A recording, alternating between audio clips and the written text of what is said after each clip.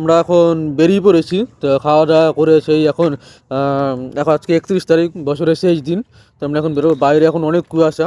তো আমি আমার বন্ধু মিলে বেরিয়ে পড়েছি। তো এখন আমরা যাবো, সামনে প্রোগ্রাম হচ্ছে, তো প্রোগ্রামে মাঠে যাব। আমরা এখন যাচ্ছি, বাইরে প্রচণ্ড ঠান্ডা, কুয়াশা। তো তো চলো, তোমাদের সঙ্গে মাঠে গিয়ে দেখা হচ্ছে।